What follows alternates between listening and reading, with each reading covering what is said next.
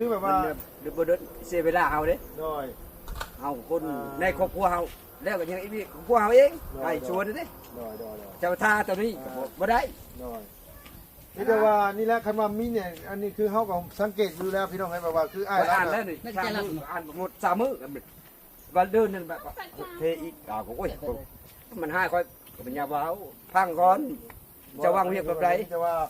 นะอันนี้เนี่ยบ่มันเว้ากับบ่เข้าใจแต่ตอนแรกแล้วเว้าบ่เข้าใจแต่ตอนแรกแบบว่าคันมีหยังคันสมมุติว่าอ้ายบ่เข้าใจหยังน่ะอ้ายน่ะมาถามน้องโนดแบบว่าแบบนี้เด้ออ้ายว่า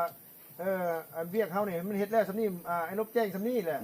คันว่านั่นเฮาอยากขอหมู่เพิ่มหรือว่าคันว่าหมู่บ่ให้ก็เจ้าสิขอนำเฮาเพิ่มก็เดี๋ยวว่านี่ได้ก็แล้วแต่อ้ายเฮาก็ทูลว่าอ้ายเฮาให้ขาดเท่า5ล้านนี่คันว่า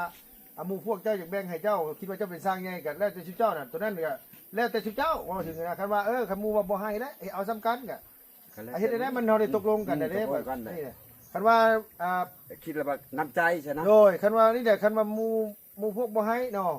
อันนั้นเนี่ยน้องกับบางเทื่อก็น้องสิคุยกับอ้ายแล้วเบิ่งว่าน้องก็สังเกตดูว่าเฮ็ดเวียกนี่ก็เฮ็ดกัน4คนแต่ว่าผู้เฮ็ดเวียกนักก็แม่นมีอ้ายหนึ่งนักกูหมู่เพราะว่าอ้ายเป็นช้างคนอื่นก็เป็นผู้ซอยว่าง่ายว่า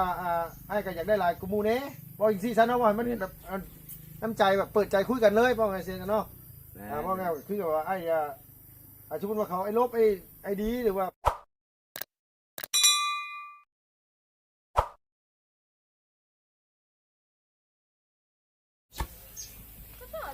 ใบสี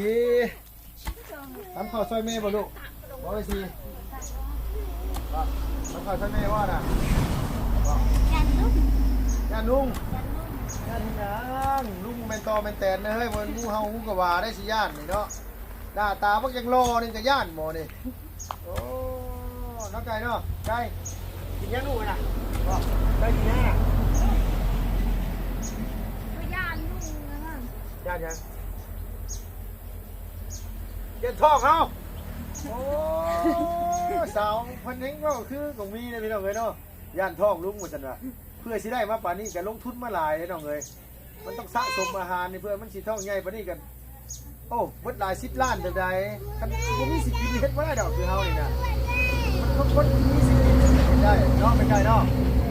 คนต้องมีเงินซื้อกินแหละเอาอ่ะเป็นตุ้ยได้นะเอาแม่ผมมีเงินซื้อกินตุ้ยได้เนี่ยกี่ดอกสวัสดีสวัสดีพี่น้องเนาะกับทักทายสบายดีช่วงเที่ยงพี่น้องเลยใช่วันนี้คือมิจีรีอยู่ไปจังไหนกันนะเงียบแทบวันนี้เหรอวันนี้มีเสียงปากวันนี้มีเสียงตู้เสียงเพลงเจ้าไม่ได้กินM100ไปจักบ่ซื้อM100มาให้กับเจ้ากินอยู่บ่ไม่ซื้อเลยเอาเราไปเนาะดีว่าทางไอ้สร้างเพิ่นขาดเล็กมันขาดอยู่2 เซนเลยซื้อเล็กมาให้พวกไก่อยู่ลงไปแล้วเมื่อกี้นี่ทางกันว่าให้เพิ่นบ่แม่นเทคานอยู่จักมันเหลืออยู่2 คานใต้สิมอเลยล่ะเทพื้นน่าจะแล้วล่ะแต่ยังบ่ทันได้ลงไปตรวจสอบเบิ่งอยู่ว่ามันเป็นได้ใดมันงามมันขี้ได้ซำใดเนาะแต่ว่าตาม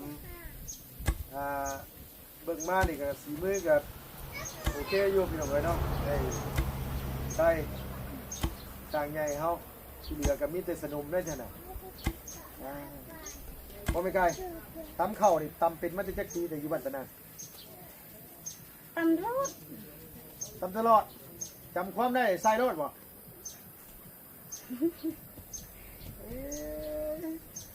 บอกง่ายว่าเขาเคยเห็นตลอดนะไม่ไกลเนาะ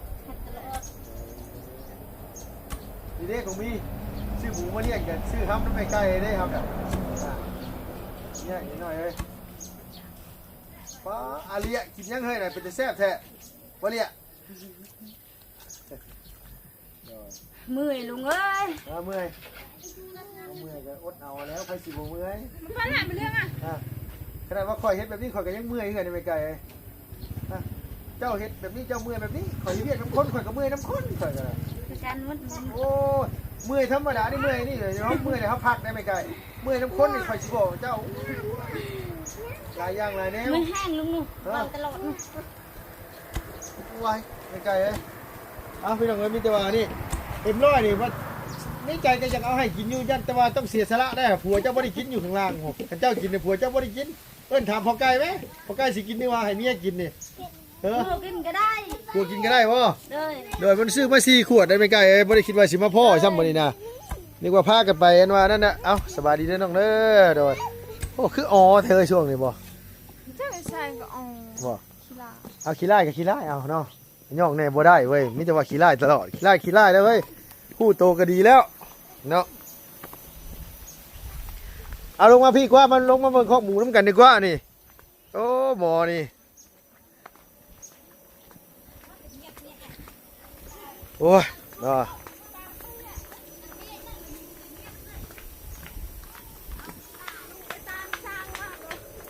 โดยว่าเป็นแห้งนะบ่นี่เหรอเอาน้ำมาใส่อีกเด้อเอาน้ำมาใส่อีกน้ำมาใส่อีก ตัวตองมัน บ่เอาน้ำเทใส่รถลบ ไปซุบท่อ ฮะ ว่าไปซุบ ไปซบทอเอาสบายดีเด้อพ่อไก่เด้อสบายดีโดย สร้างยังไปห้องน้ำก่อน สร้างไปห้องน้ โดย ำโดย เพิ่มกันแล้ว À. เฮ็ดบ่เป็นเลย โดยเทคานน่ะก็อันนี้เนาะ แต่ว่าอันนี้แค่เดี๋ยวกินบ่คานนี่สงสัยเพิ่นตีแบบพิษนี่นะคานนี่พิษว่าไงฮู้บ่ แม่น เอามาตัวนี้มันสูงเนี่ยตัวนี้มันต่ำขาสั่นขาเตี้ยขาสูงบอกก็ให้เพิ่นตีแบบขึ้นสูงเอาเพิ่นตีแบบขึ้นสูงสิยากจังเนาะ ขึ้นลง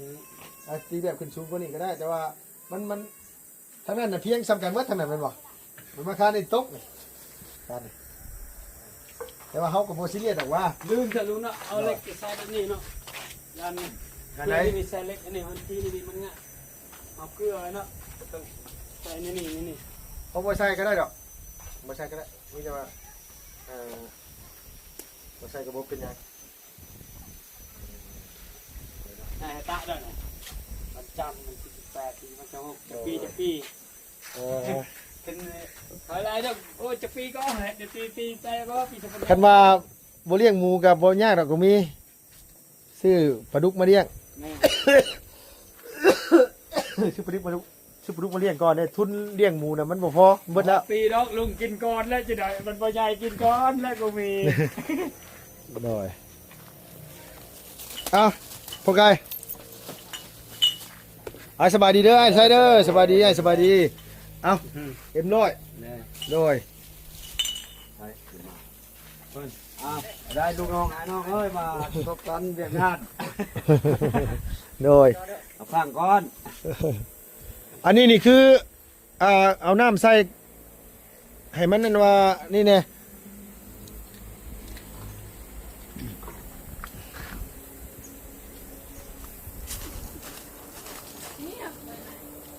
โดย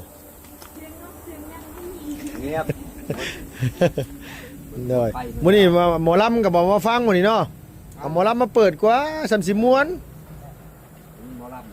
เอาส่วนในพอไก่มันจะง่ายกว่า ำแข้งด้วยลูก นะ แข้งนู่นสิก่อน คันบ่เฮ็ดนี่เฮ็ดจังน้อยเฮ็ดคักนะฮะ โอ้ยแข้งเลยนี่ลูกเว้ยเดี๋ยวพา เดี๋ยวเผาก่อนก็ได้เดี๋ยวเผาอันนี้มันนัก มาตีแบบเรียบร้อยก่อนอยู่ก่อยอย่ามาเอ็ดโอ้ย พอละเรียกเราต้องเป็นเราวะจังหวะ อันนี้นี่เพิ่นได้กอยไว้ได้ตอนนั้น ได้ น่ะ หยุดเอาดีกว่าเอ็ดแล้วผมฟังมูเลยเนี่ยมาถอกรถ ลบแล้วก้อยแล้วลูกท่านจะมาแข้งมาเชียร์แบบนี้ อันนี้นี่คือ วาดดีกว่าเชียร์แล้วเด้ เมื่อวานนี่นะบ่เป็นหยังเทใส่ตอนนั้นใครอยู่โอเคโดยถ้าสมมุติว่ามันบ่ได้เทใส่ได้เตี้ย ก็ โดย เอ็ดฟืนนี่เขาให้แล้วเนี่ยเรือเด้ ว่าง่ายกันเฮ็ดให้คนอื่นน่ะบ่ว่าง่ายเขาสิจมแม่นบ่ อันนี้ก็บ่จมนะมีแต่ว่ามีหยังก็ฮะโอ้ยมันเดือแห่งดีแล้วมันเดือมันมวยเนี่ยมันเดือเขาจะได้จ้างก่อต่อทั้งนั้นอีกสะทุถอมันเรือนะยันมันแต่มันบ่พอเลยเดี๋ยวนี้นะ เรือก็ดี โดย มันพ่อเนี่ย โดย ต้อง บอกกันว่าเฮาก่อยไว้ก็จะมีแต่ว่าเฮาก็ให้มันเฮามันชวนมันก็บ่เป็นหยังน้อยใช่เนาะ แม่น หมายมันจับตัวนะชวนผสมไม้รถ ระยุทธ์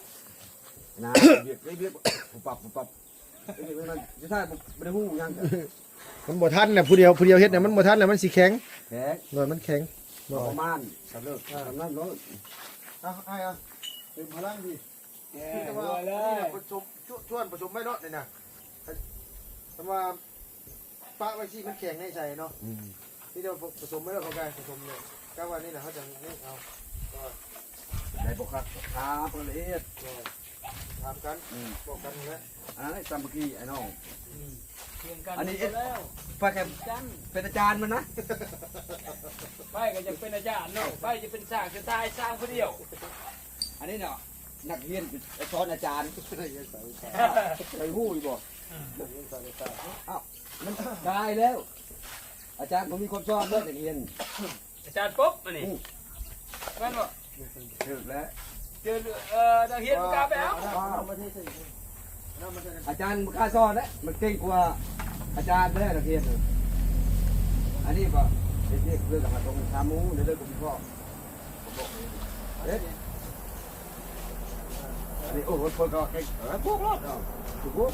อันนี้ เรียบเรื่องมือนี่ลุงอธิบายแล้วเท่านี้เกี่ยว คือเดี๋ยวเขาอันว่า เนี่ยนักเรียนเนาะครูเฮาต้องพังคู่ ว่า เนาะ อัน เดี๋ ไอ้ ยว ลูกไป เจ้าว่า ไป ลูกเจ้าแก่แต่มันน้อยแต่มันมีความรู้ไม่ว่า เดี๋ยว เจ้าดื้อแท้ความรู้ผมไม่ยังนะ บอกไอ้ไส้ เฮ้ย อันไปแจ้งเวียกน่ะตอนแรกไปแจ้งเวียกนั่นคือไอ้ลูกไปแจ้งเวียกนั่นคือว่าเราแจ้งเวียกแบบใดเราแจ้งเวียกกันว่านี่นะไอ้ ลงมาไปรายงานเบิกไอ้เวียกเนาะ โดย ไอ้ขาดลุ้มเนาะ โดย แล้วก็หืน โดย แล้วก็แล้วก็ขาดทึง โดย อย่าเทพื้นเด็ดเท่านั้นเวียกบัวร้ายบ่ นั่นอันเราบริบอกว่าไอ้นั่นให้โบกบอก แต่ราคาเงินน่ะเท่านั้นแต่ปัจจุบันเขาก็พอใจเอ็ดก็เขาเอ็ดน้ำมันนะ โดย แต่พอเขาขอเพิ่มน้ำมันก็ อ่า 13,000บัวร้ายไปเฮ็ดดีชำเลิกอ่ะเขาก็บ่เว้าหยังดอกเนาะ โดยบัดทีนี้น่ะคือตอนไอ้รถไปแจ้งน่ะไอ้รถไม่ได้บอกว่าโบกน้ำบ่อยดบ แม่น แล้วก็ขึ้นเทคานในสำนี้เนาะแต่มือที่น้องว่าเมื่อนั้นว่าไอ้เอ้ยว่าเฮาให้โบกน้ำเด้อนั่นบัดไอ้ไส้บ่ได้ตอบเหมือนเนาะ แม่นไปตบ เพราะว่าไอ้น่ะคิดว่าให้ไอ้รถเป็นคน ก็ เว้า มาแบบวางแผนแล้วนะ แต่นั่นว่าเขา โด เรียกตามมัน แต่บัดนี้เนี่ยคือว่าไอ้บัดนี้ไอ้มาคุยกันว่าลบไว้คันเจ้าไอ้สิให้คนอื่นโบกน่ะคันสมมุติว่านี่น่ะคันให้เจ้าโบกน้ำน่ะเจ้าจะขอเพิ่มลืมหมู่แน่ เออ ที่บ่ อืมเนี่ย โดย เพิ่มไปได้ร้อยแต่ก็อะไรก็ดีเขาคุกเกณฑ์นะ บอ แต่ ก ว่า ไง ตัดเอากับบ่ได้ บอกไงว่าแล้วจะมูเห็นใจ เออ แล้วมูจะมูสิให้ว่าเฮาเท่านั้นเท่านี้ นี่ กันมูบ่ให้แล้วก็แล้ว แล้วไปจะว่าหยัง ว่าไงก็เฮ็ดไปนี้ อืม อันสมมุติว่ามูบ่ให้ได้อ่ะ ไม่ก็จะเป็นเอสแต่ว่าคุกกี้เห็นต่อหน้านะ อ๋อบ่ได้เนี่ยมูได้แต่มูสิคิดเห็น อืม คือน้องนี่คันทูว่าพอใกล้บ่ให้ไอ้น้องบ่ให้ไอ้ดีว่าบ่ให้ได้เอาซ้ำกัน เออ น้องคิดเห็นว่าไอ้เป็นสร้างใหญ่น่ะไอ้เป็นคนเฮ็ด เอาว่านี่เขาหับคอนเขาได้คนหนึ่ง50,000ใช่บ่ไอ้น้องเอ้ยเห็นดีบ่แต่เขาไปตอบกับยา อ๋อว่าไอ้เคยขอแล้วว่าขอเพิ่มนี่50,000 60,000แสนนึงเอาที่ซั่นเนาะ เฮ็ดเวียกหนักกว่าหมู เฮ็ดเวียกหลายกูมู แต่แบบเจ้าก็ก้อยปูนแล้วก็นั่ง โดย ได้บ่พ่อเขาบอกเจ้าไปเอาเด้อใช่แหนะเพื่อก็ตามใจเพื่อไปเอ็ดกับเพิ่งได้ว่าที่นี่ก็ตักจองล้อ โดย เพื่อเพื่อที่กับน้าเรื่องนี่ โดยบัดทีนี้แหละไอ้เนี่ยสมมุติว่าอันนี้นี่คือแบบว่าไอ้จะขอคันว่าสมมุติว่าหมู่บ่ให้ได้ครับหมู่บ่ให้ไอ้เฮ็ดหรือว่าไอ้เจ้าเฮ็ด เอ็ด เฮ็ด แต่ว่าเอาใจค่อยเลยว่าเอ็ดเรียกนับอันนั้นว่าสร้างบอกอะไรก็เอ็ดแล้วนะ เอาไงว่าต้องตามไอ้เนาะ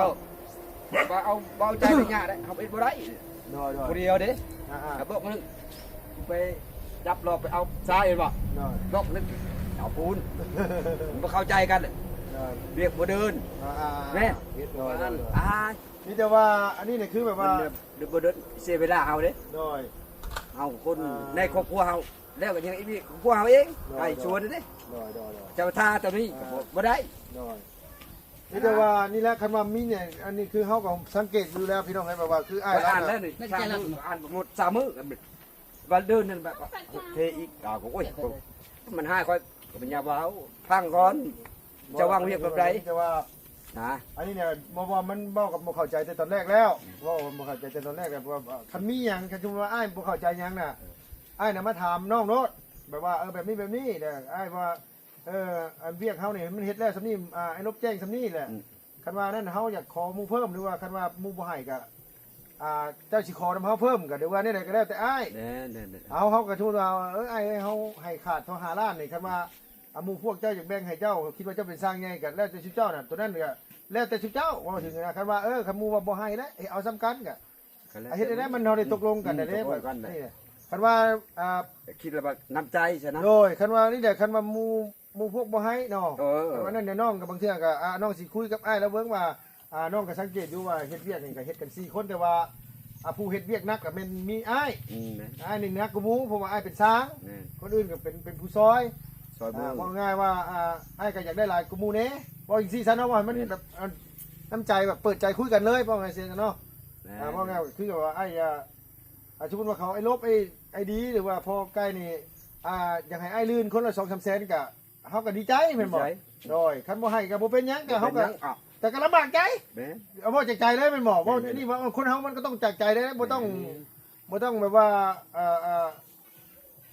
เก็บไว้น่ะมันสิทุกข์ใจพี่น้องว่าไงเฮาพอ หลายว่า ลำบากใจ เรียกมาแล้ว โดย ทุก มันทุกข์ใจแหละเวียกเฮาก็มาเฮ็ดเวียกออกมาบ่ดีมีแต่ว่าคันว่าอันนี้แหละก็ คันเจ้าไอ้คอน้ำมูน้ำพวกมันมูว่าแบบโอเคนะคันมานั่นก็อยากคิดเลยก็ซ้ำกันกับนี้แต่ว่าคันนั้นเดี๋ยวน้องสีโทรไปว่ากับไอ้แล้วว่าขอเพิ่มด้วยว่าเนี่ยใดกะอันนี้เขากับโบกล้ารับปากว่าไอ้เพิ่นสิให้แม่นบ่เนาะคันว่าเพิ่นให้ก็ดีครับเพิ่นบ่ให้ก็บ่เป็นหยังมีแต่ว่าน้องก็คิดเห็นกันนู่นนี่นั่นก็สีน้ำสีในมาสู่กันกินนี่แหละเฮ็ดให้มันก็ได้เฮ็ดเวียกนํกันแล้วนะใช่บางเทื่อจบตรงนี้แล้วเฮาก็สิจ้างให้ไปเฮ็ดของน้ำเพิ่นเป็นแต่กินน้ำก็มีเพราะว่าคนเฮามันทุกสิ่งอย่างมันขึ้นอยู่ในสีมือเฮาแหละว่าง่ายว่าด้วยลมปากเนี่ยมันใส่หยังบ่ได้ดอกว่าง่ายว่าผลประจักษ์มันก็คือเฮ็ดมันงามแหละเฮาพอใจจ้างตัวอื่นต่อแล้วก็เฮ็ดจ้างเฮ็ดแม่นบ่อ้ายสมมุติว่าเฮ็ดงานหน้าแหละสมมุติว่าอ้ายอยากจ้างไอ้ลบเป็นกรรมกรเป็นไอ้ไก่เป็นกรรมกรไอ้สิจ้างมือเท่าไรก็บอกชัดเจนเนาะไอ้รับเมาไปเองเนี่ยข่อยจ้างที่เจ้ามาซอยเวียข่อยมือละ200,000มา200,000เช้าเงินก็แล้วแต่พอไปก็ไปพอไปอะไรก็แล้วไอ้รับเมาไอ้คนอื่นมาก็ได้นะ มันจึงสบายใจไอ้แม่นบอกไม่ว่ามันนี่เนี่ยคือนี่เดี๋ยวว่าอันนี้ระบบแบบมูพวกพี่น้องเอ้ยเฮ็ดข้อมูลคือเขาเจ้าว่าคุยกันแบบมูพวกแบบบ่ได้นั่นนี่แบบ กินครึ่งแบบสำคัญนะ เดี๋ยวสามัคคีกันนะแบบว่า ธรรมดาป่ะ ด้วย ไอ้สองน้องนึง ด้วย ธรรมดาป่ะ แม้นมันก็ถึงคือไอ้ว่าหั่นแหละไอ้2น้อง1แล้วเพราะว่ายังไอ้นี่มันมีวิชาสีมือแล้วน้องนี่ว่าง่ายว่าง่ายคือแท็กซี่วันนี้ได้พี่น้องเอ้ยเนาะเฮาก็จะให้ ไอ้มันอยู่ในกับเรียกพ่อแม่นะ ด้วยมันลื่นหน่อยนึง ด้วยมันเข้าใจกันนั่นแหละมันจังเฮ็ดเวียกมันจังง่ายเพิ่นมามื้อเช้านี่ว่าบ่เห็นมาบัดคุยกันได้บัดว่าไอ้ชายเราถ่าเล็กกันเฮ็ดนี่บัดทางนี่บัดสิไปโบกพุ่นน่ะ บอกแล้วอย่านะคนนี้ก็บอกเลย โบกได้ก็มันก็ ไปครับ มันตามมามันได้ ไป บ่ ใจใหญ่มานะ ไล่บ่มันก็ได้อยู่หรอกแต่ว่ามันบ่งามมันคือสร้าง เขาให้แล้วให้ความเบสเด้อ๋อยากแล้วนะตาเขาเจ็ด นี่แต่ว่ามีอะไรก็ให้ฟังกันนั่นแหละมันอยู่ร่วมกันเรียกมันจะออกมาดี นี่ มีแต่ว่าแล้วก็ตามแต่คันว่าเฮ็ดนี้แล้วก็คันว่าเฮ็ดของน้ำนั่นเฮาสิจ้างสิเจ้าต่อไปเฮ็ดของน้ำพุ่นแต่ไม่แต่ว่าอ้ายคุยกันเลยมันแตกกันเลยแบบว่าจ้างทำนี่ชุ่มเอาชุ่มว่าเป็นบูซอยคือเขาให้ดีเขาให้ดบนี่เป็นบูซอยแหละไอ้ชายต้องเว้าเลยเว้าก่อนเฮ็ดโลดมันจังเข้าใจกันมันจังเฮ็ดเวียกกันง่ายแล้ว เราบ่ตะตอน โดยตอนไหน เราไม่ตะเนี่ยยังบ่รู้สิบอก โดยคืออาตาเนี่ยหยกเจ้าก็เตะวางแผนวางแผนบ่ได้ สิซื้อมาให้ดีกินเอง เรื่องเวียก กินเลยกินเลยกินเลย คนละครึ่งแม่ไป อย่าขับใจบ่ให้น้องกินเลยอย่าขับใจกินเลยลืมเด้อลุงเนาะกินเลยกินเลยนี่จะบอกไอ้ทรายเนาะลืมเด้อเนาะ อู้ขอโทษขอให้หลายๆไอ้เอ้ยเว้าหลายข้อเองโอ้ยดอก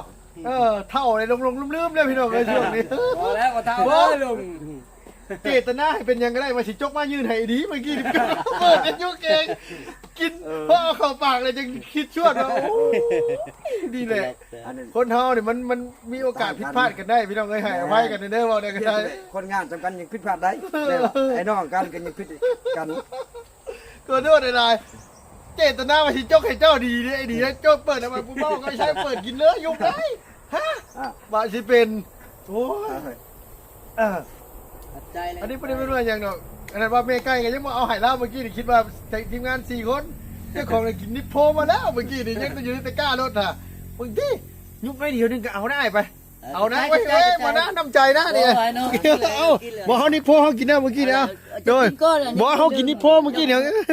เขากินหน้าเมื่อกี้นี่โดยมันต้องแบบนี้ไหมเอาพี่ดองเลยเนาะมิแต่ว่าอันนั้นแหละโมเมนต์อย่างเขาชื่อตีนไก่มาหันมันสิเน่าเลยตีนไก่วะ ไปกูมีกินไป ตอนไหนไว้เนาะในตักเคคัน มีแต่ว่าตีแบบค้านหันแล้วก็เอาเฮมาผสมนี่ ว่าเงายังปู โดย เป็นจังหวะ โดยมีแต่ว่าตัวนี้นะโอ้ยมีแต่ว่าตามให้แล้วเราเป็นชายมีแต่ว่าเราบอกได้เลยก็เฮ็ดตามเราแหละมันจังอันนี้มันจะเข้าใจกัน จะไปเด็อัตมัม โดยมันจะง่ายมันจะรวมแม่น ฟังสร้าง โดยเพราะว่าเฮาเฮ็ดบ่เป็นคันขาดแล้วไปแล้วงานเฮาบ่เดินเฮาต้องเข้าใจเฮาต้องมองให้มันเห็นคุณค่า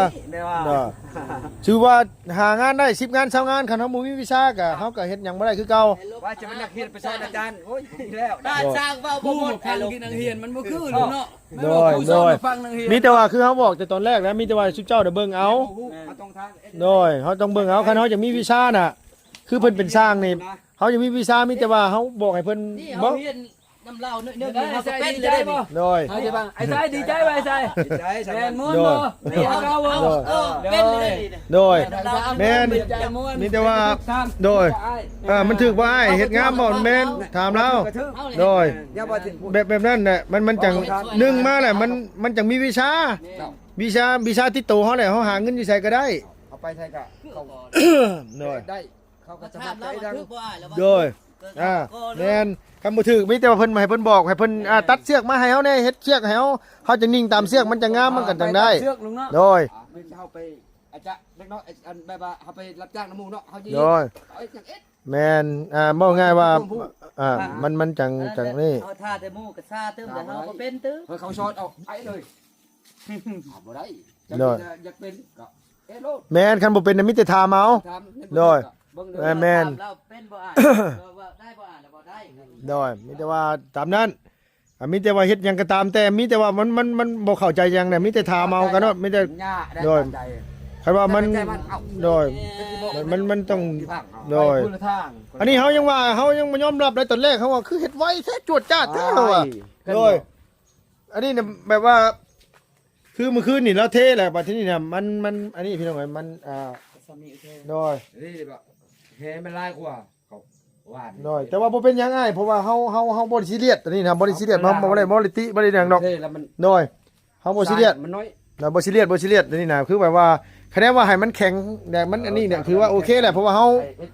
บ่ได้ เจ็บ โดยเขาบ่ได้อันนี้เนาะมีแต่ว่าให้เทคานให้เฮามันดีแล้วก็ให้มันนี่ออกงานออกมาดีแล้วถือว่าโอเคแล้วล่ะ ตับนี้พอดีประตู80เซน ให้มันคัดละเอียด โดยสำนั้นแหละสำนั้นพอดีแหละ ไม่ให้ละเอียด โดยมีแต่ว่าเวลากอตัวนี้น่ะให้มันตรงขึ้นมากับพอแล้วอันว่าไอเดียก็พักนี้โดย นี่ประมาณว่าจอดเล็กสบาย แล้วจอดเล็กเอาเป็นมาใส่เลย โดยแม่นแหละมีตามนั่นแหละมีแต่ว่านี่แหละมีแต่ว่าเฮาสิไปเฮ็ดกับข้าวกับน้ำกันบ่ไหวแล้ววันนี้หิวข้าวแล้ว เฮ็ดบ่เป็นแล้วบ่ เฮ็ดบ่เป็นเนาะน่ะเฮ็ดยังเป็นเนาะโดยคันว่าคั่วใส่หน่อไม้ส้มน่ะเป็นอยู่คันเฮ็ดอย่างอื่นเนี่ยบ่เป็นนั่นแล้วมีแต่ตามนั้นน้อยลบเนาะโดยมีแต่ว่าอันลุยน้ำกันเลยโดย ทางไอ้สร้างเพิ่นท่าเล็กท่าลาน้ำแน่พี่น้องเอ้ยมันก็เลยซ่าแน่มื้อนี้งานเลยบ่เลยเดินบ่ได้เอ้าไปล่ะปะบ่มีเอาโอเคได้เด้อสบายดีป้าลุงเด้อสบายดีเด้อบ่สุขุสุคนเด้อโดยเอาพี่น้องเนาะสำหรับคลิปนี้ก็เอาเล็กเอาลามาให้เพิ่นเห็นเพิ่นโซเลกันเพิ่นบ่เข้าใจกันก็เลยอธิบายให้ฟังเนาะว่ามันเป็นจังไดเนาะไปละพี่น้องบ๊ายบายสบายดีเด้อ